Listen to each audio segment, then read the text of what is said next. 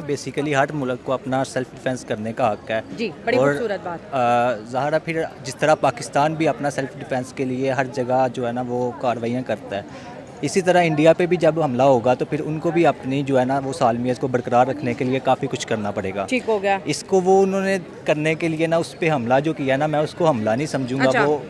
वो असल में उन्होंने अपना सेल्फ डिफेंस किया है। अच्छा, कैसे? जाहिर है जब उन्होंने अपना ड्रोन फेंके हैं तो वो उन्होंने स्पेशली टेररिस्ट पे फेंके हैं। बेसिकली उन्होंने उनकी वो जो है क्या कहते हैं उसको हुकूमत पे नहीं फेंके, हुकूमत पे या लोगों पे, आम लोगों के लिए उन्होंने उधर ऑपरेशन नहीं किया, उन्होंने ऑपरेशन किया उधर टेररिस्ट के लिए। ठीक है, मतलब उल्फा के ऊपर ड्रोन फेंके हैं जो असम को इंडिया से अलग करके एक अलग मुल्क बनाना हाँ जी, चाहते हैं। बिल्कुल। अच्छा, आप कह रहे हैं कि वो अपने सेल्फ डिफेंस में कर रहे जी हैं। बिल्कुल, ज़ाहिर है सेल्फ डिफेंस के लिए ही कर रहा है ना। ठीक है, अब अगर देखा जाए तो इंडियन आर्मी से जब ये पूछा जाता है, क्योंकि वो उल्फा के जो लीडर भी मारे गए, उन्होंने बोला कि भाई इंडियन आर्मी ने हम पे बड़ा हमला कर दिया है, लेकिन इंडियन आर्मी कह रही है हमने तो कोई ऐसा ऑपरेशन नहीं किया। अगर किया है तो फिर वो क्यों छुपा रहे हैं? देखें बेसिकली ये सोशल मीडिया पे ना बड़ा जो है ना एक ओवर चीज़ हो जाती है ऊपर। जो बेसिकली चीज़ होती है ना वो हर मुल्क जो है ना अपनी वो हाइड ही रखता है, जो सीक्रेट ऑपरेशन होते हैं। सीक्रेट ऑपरेशन, सही बात है, ये सही बात। तो उसके अलावा अगर कोई और ऑपरेशन होगा ना कोई, तो वो जो है ना अगर वो शो करवा देंगे ना फिर ऑल ओवर द वर्ल्ड वो एक हिसाब की समझ लें कि वो गंदे हो जाएंगे कि हमने जो है ना आम शहरी भी जो है ना उन्होंने मारे हैं। तो बेसिकली उन्होंने आम शहरी नहीं मारे, उन्होंने टेररिस्ट को अटैक किया है, जिसकी वजह से वो अभी वो कह रहे हैं कि ये शो ना हो कि हम हमला किया हमने, तो वो जो है ना ये सीक्रेट ऑपरेशन को लोग किया जाए। सर अगर सेपरेटिस्ट मूवमेंट की बात करें तो पाकिस्तान में जो बलोचिस्तान है वो बड़ा हॉट होता है और हमें अक्सर वहाँ से बड़े अफसोसनाक वाक़े सुनने को मिलते हैं। अभी 3-4 दिन पहले वो जो बस में पंजाबियों को उतारा गया, उससे पहले बच्चों की स्कूल बस, फिर इससे पहले ट्रेन हाईजैक, और तो आर्मी लोगों को तो वहाँ पे बहुत ज़्यादा टारगेट किया जाता है ना। वो भी कहते हैं फ्री बलोचिस्तान, जबकि ऐसा नहीं हो सकता। हमारे आइन के अंदर बलोचिस्तान हमारा प्रोविंस है।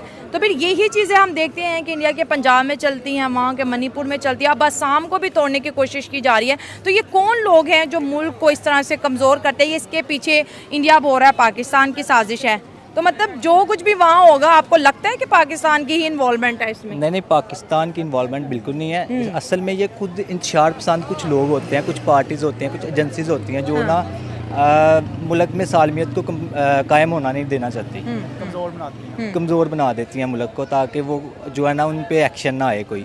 जो उन पे को अटैक किए हैं ना जाके, अब इनका नज़रिया ये है, ये कहते हैं कि हमने कोई अटैक नहीं किया और वो कहते हैं हमारे ऊपर अटैक किया है। अब मसला ये है कि जब तक इंडिया और उनके दरमियान कोई भी मुतालबा तय नहीं ना होता तब तक ये फाइट तो चलती रहेगी। मतलब जो सेपरेटिस्ट हैं, जो इंडियन गवर्नमेंट है, उनको जब तक बातचीत नहीं मिलेगी तो वो इसी तरह के अटैक्स करेंगे। उनका तो काम ही यही है। अब आप कश्मीर अपना उठा के देख लें, उसमें ये क्या कर रहे हैं।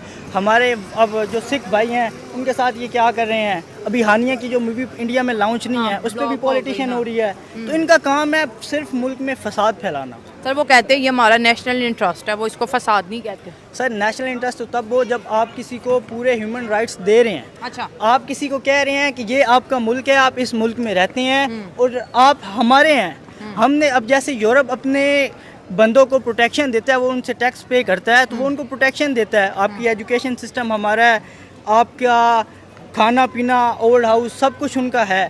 अब इंडिया का काम ये है कि ये जैसे अब सिखों ने मुतालबा किया है ना कि हमें खालिस्तान अलहदा चाहिए। अब उनकी जीडीपी अच्छी है, आप देखें 70% सिख कनाडा होते हैं, टोरंटो। तो अब इंडिया का काम ये है कि ये उन पे अटैक इसलिए कर रहे हैं कि ये हमसे दब जाएं, और जब ये हमसे दबेंगे तो हम इनको दबाएंगे और फिर हम सिखों से बदला लेंगे। अभी जो वो तो सिखों को बोलती हैं आओ ना पंजाब, आप कनाडा क्यों बैठे हुए हो? देखें वो कह रहे कनाडा में तो खालिस्तान नहीं बनेगा ना, अगर खालिस्तान बनाना है please bro come to India. वो बात सही है, वो कम टू इंडिया कहते हैं, लेकिन वो इंडिया में जब बेचारे आएंगे उनको पकड़ लेंगे। अब उनको कनाडा के उनका एक बहुत बड़ा लंबी जेलों में सुला देंगे, लंबी जेलों में सुला देंगे। अब मैं आपको रियलिटी बेस्ड बात बताता हूँ। अज़रबैजान अर्मीनिया की फ़ाइट हुई, अज़रबैजान को पाकिस्तान ने सपोर्ट किया। अज़रबैजान आपको इस वक्त ऑन अराइवल वीज़ा देता है, आपको कतर भी ऑन अराइवल वीज़ा देता है। हमने कतर के साथ क्या किया? हमें कतर ऑन अराइवल वीज़ा देता है, यूएई नहीं देता। हमें टर्की ऑन अराइवल वीज़ा देता है। ये 2 कंट्री हमें ऑन अराइवल वीज़ा देते हैं। क्यों देते हैं?